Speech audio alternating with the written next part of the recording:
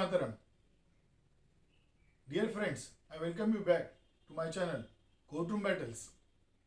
My name is Dr. Tushar Mandlekar and I have been talking about the provisions of the law and the various Supreme Court judgments for the benefit of the young lawyers or the students of law in this country. If you have not subscribed to my channel, please subscribe and enjoy the discussion on law. Please continue watching Courtroom Battles.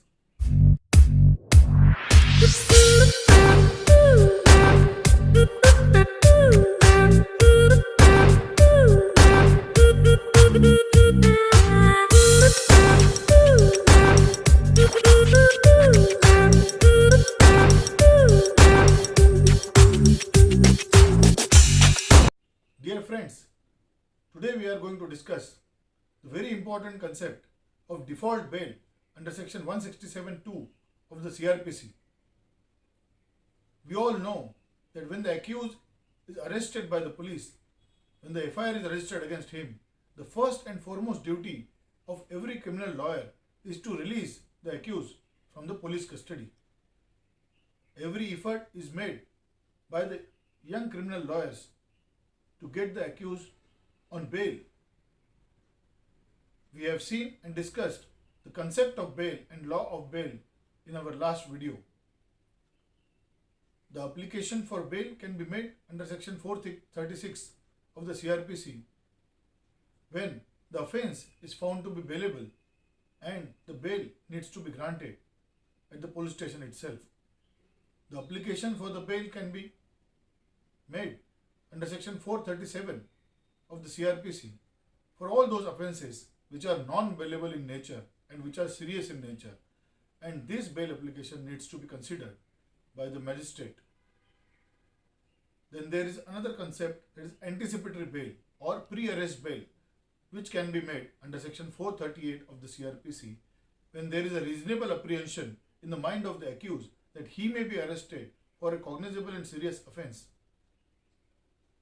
Dear friends, apart from that, there is another concept which is called as default bail under section 167(2). Now what does that mean? The word default bail is never written in CRPC or it is not available into the definition.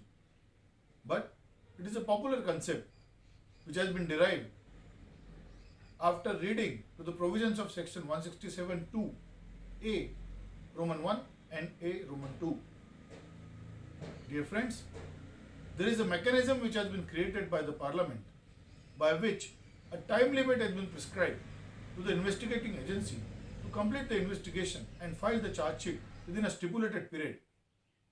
Now, according to section 167(2) of the CRPC, if the charge sheet is not filed within a period of 90 days for all those offences which invites the imprisonment or jail of 10 years or more, then the accused get indefeasible right to seek the bail.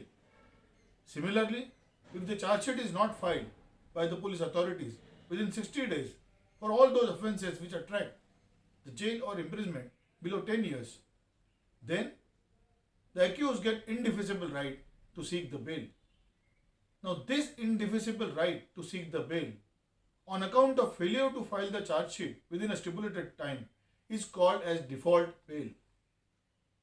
Dear friends, we all know that when the serious offences are committed, then the charge sheet is required to be filed by completing the investigation.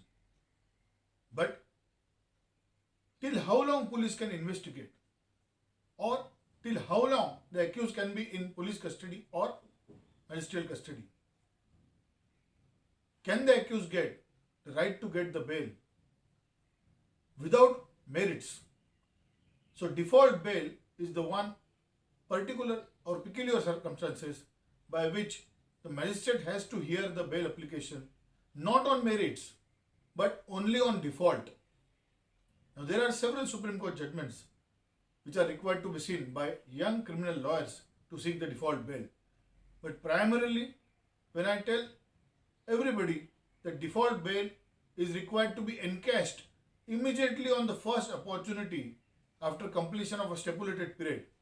Now the very first question comes to everybody's mind that how do we calculate the period of 90 days or the period of 60 days? So dear friends, please keep it in mind that the period of 90 days or the period of 60 days should not be calculated from the date of the arrest of the accused, but it should be calculated from the date of the order passed by the magistrate of remand. Now dear friends, we all know that when the accused is arrested, he needs to be immediately produced before the magistrate within 24 hours of his arrest, as per section 57 of the CRPC. Once the accused is produced before the magistrate has to pass the order for the remand. The police will naturally seek the police custody for 15 days. The police custody is opposed by the accused and his lawyers.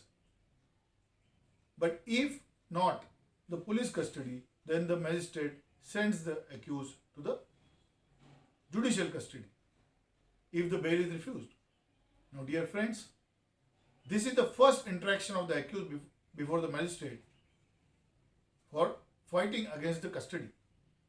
That first remand order of the magistrate gives cause of action to count the 90 days or the 60 days.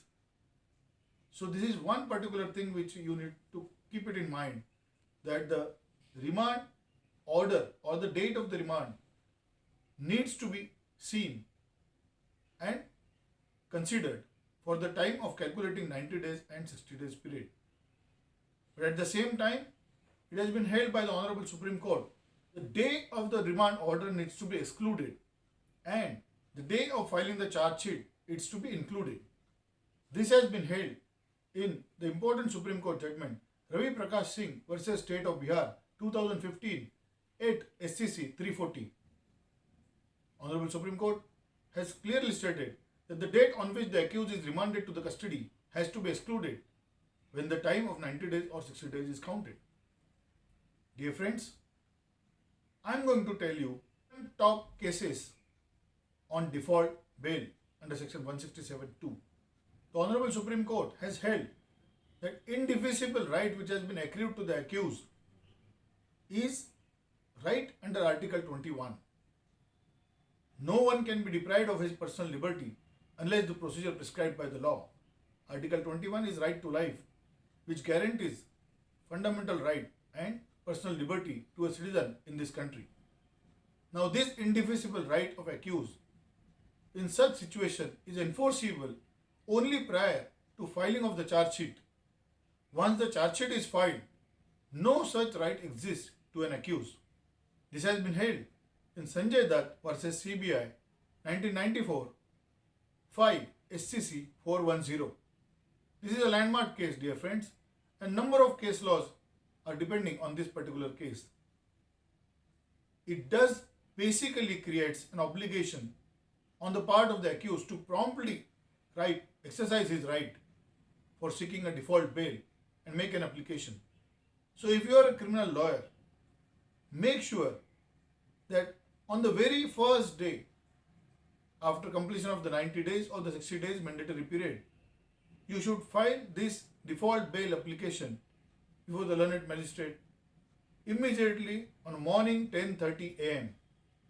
Dear friends, please make sure that this time and date should not be missed by you, because once the charge sheet is filed, you lose this particular right of seeking a default bail.